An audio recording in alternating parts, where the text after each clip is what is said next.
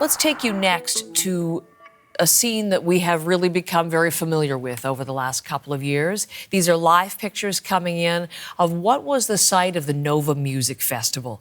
This is the place where about 400 Israelis were killed and dozens more abducted. And it has become, over these past 2 years, a memorial site, really, to those who were killed and taken. You can see in the images the portraits of those who are being remembered, their stories, and the personal shrines. But we're going to bring in Paul Hunter, because he is part of our CBC News team in the region to cover this story as well. And he has a slightly different angle to the very same location. And he's going to show us around and tell us what is happening there this morning. Paul, good morning. Good morning, Heather. What can I say, right? Like this was the place 2 years ago, precisely right now. This would have been mayhem, chaos, death, right? This is the memorial that you were just talking about. It is sobering because there are so many faces. Nearly 400 people died here.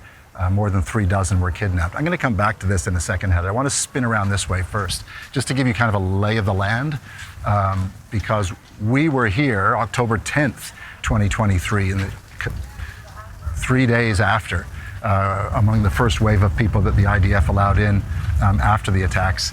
And the dance, the music was down there. Everywhere here, I'm getting shivers just talking about it. Were burnt cars, abandoned, doors open, tires. There was blood in the dirt almost everywhere you looked.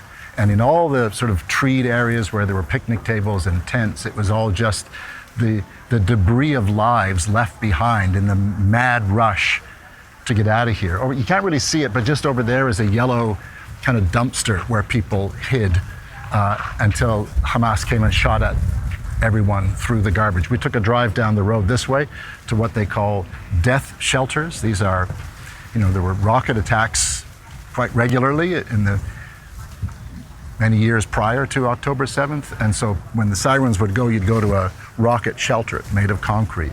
So people hid in there, and Hamas attackers came into this enclosed area through grenades, shotguns, and so there are memorials down that way at these death shelters. You go the other way as people fled through the fields that are just across the horizon here, and of course there were Hamas attackers waiting in the roads. As I speak, I don't know if you heard that, there was artillery fire because, like they were that day, this place is a couple of kilometers from Gaza. The waves and waves of attackers. This is where it all happened. This is the memorial now that you were talking about. Liza, let's just take a few steps in, because what is so moving about it, Heather, is how many faces there are. You talk about the names and the stories. 4 Canadians here, by the way, scattered about amid all the names. We were here at dawn this morning, which dawn 2 years ago was the time that it all started. And the families were here at that time. There's a lot of people who just want to pay their respects, but early this morning it was families in tears, sobbing. We talked to one mother of a young woman who got here just an hour before the attacks began, fled an hour later, was killed on one of the roads just out of here.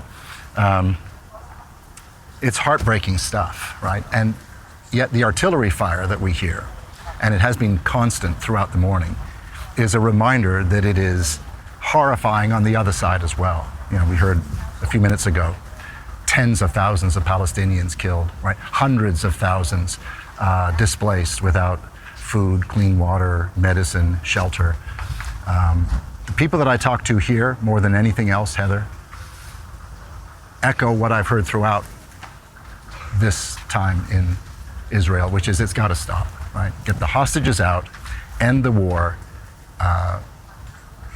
This is awful for everyone. Can I just ask you personally, because as you reported yesterday from the Kibbutz Re'im, Paul, where you took us right inside there, and we saw 2 years later, frozen, and you saw the violence, as you put it, still all around. And then obviously the emotional weight of what you are witnessing and experiencing there 2 years on. It's very much a very tangible presence. Are you just struck by the fact that so much is so present and so much a part of daily life and thinking now? Still. It is the only part of daily life that matters to so many people here, including when you visit here. You know, I say to many people back home, when you come to the Middle East, you understand things much better because of geography. The kibbutz we were at the other day is, like, you could walk to it from here, right? The attackers, when they came, didn't know about the music festival. They were targeting that kibbutz and others, and they saw this, and then they kind of repositioned themselves because there was such a crowd of people here. You can't overstate the degree to which October 7th is on the minds of everybody. You know, we can't get into Gaza. That's why our reporting is always from this side of the border, because the IDF controls the border, right? But we have videographers inside who interview people on our behalf every day. And you hear the same stories from the other side. They're tired of it. Like, this is too much. It has to stop. It is on the minds of everybody on that side of the border. It is on the minds of everybody on this side of the border. It is on the minds of anybody who comes here. It is in your face.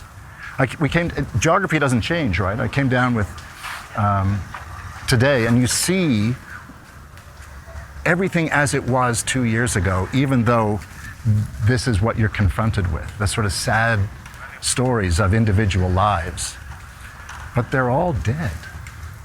And that never leaves you. And you look across the border, and there are tens of thousands of people who are dead, Heather, right? It's in your face everywhere here, and it is especially pronounced today on an anniversary. It's the way things work. People think even more about such stuff. All day long, people have been coming here and standing in front of these memorials, leaving bits and pieces, touching the photos, saying prayers, and telling us that they just want it to end.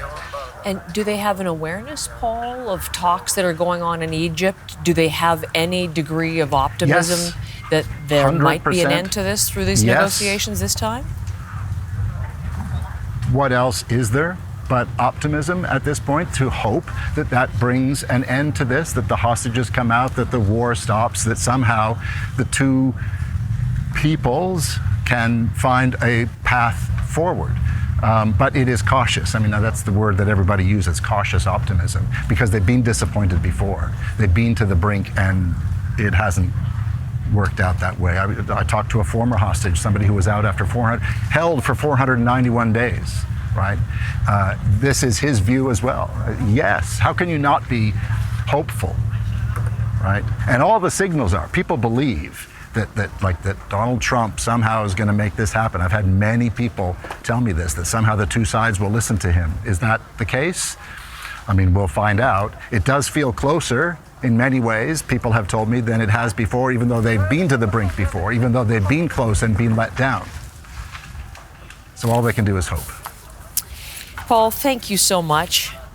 I really appreciate being able to talk to you today, and we will await more reporting for you. Paul Hunter, our senior correspondent, back at the site of the Nova Music Festival, and so poignantly describing what is happening there 2 years on.